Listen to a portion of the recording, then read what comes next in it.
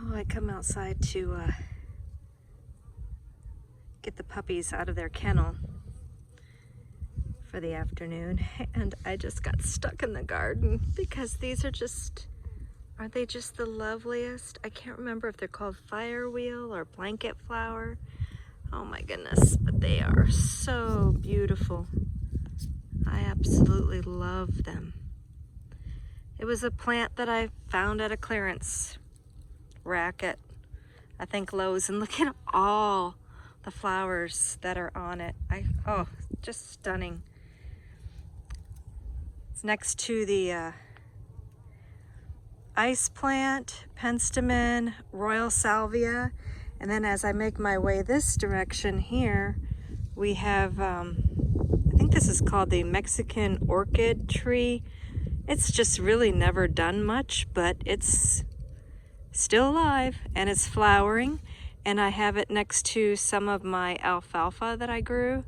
I just think it's a very beneficial plant for pollinators, so this is a totally organic alfalfa that I put in.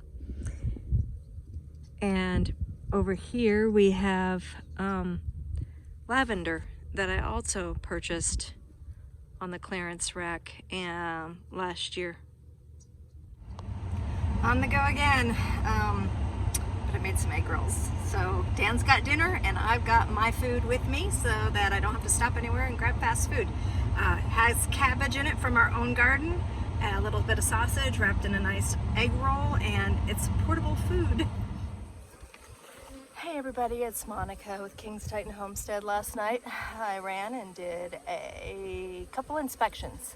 One inspection was a complaint at a rental that there was bees sniffing around the fascias. And so basically it would look like scout bees, and so it was really windy, so gave them some tips on how to maybe deter the bees, and hopefully the bees have chosen a different place, although probably would be good if they did go to their house, because the landlord was open to saving the bees instead of killing them, which a lot of landlords are not. So basically, then I had another one at a communications box complaint by the homeowner, and so I was sent to find out if it was honeybees, and it was not. It was one single solitary bee. So those inspections yielded nothing.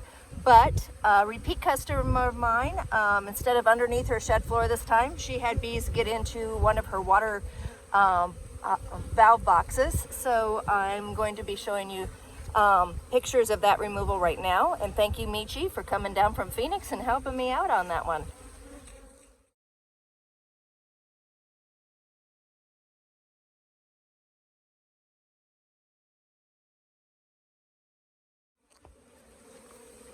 Okay, it was an extremely young hive, and we went ahead and just put the bees directly into my cutout frames, and we had caged the queen, but the bees didn't read our book, and they did opposite of everything we expected them to do last night.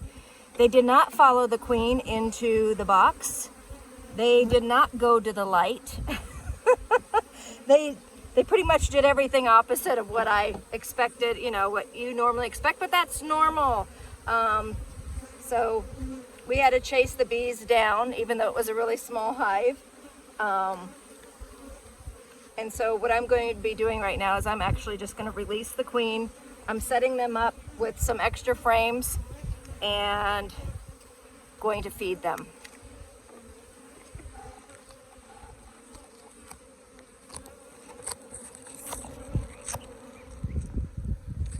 Okay, so there they are, set up with their food.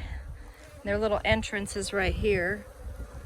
As you can tell, it's the opposite direction of the entrance from this hive over here.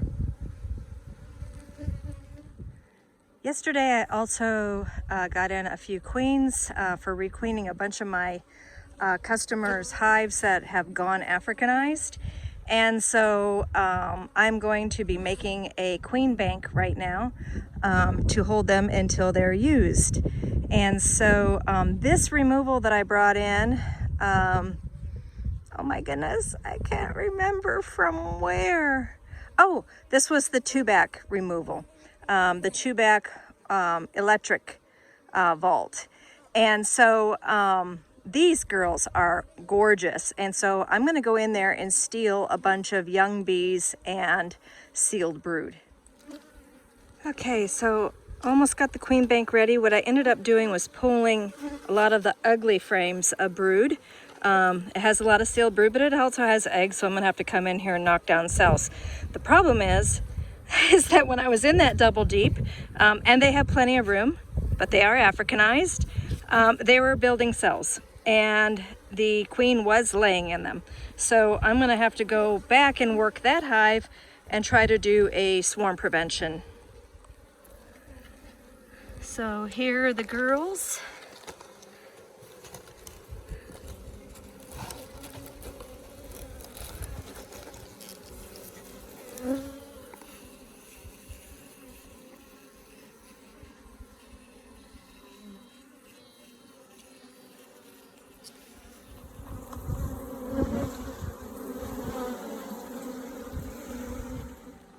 Okay, the queen bank is set.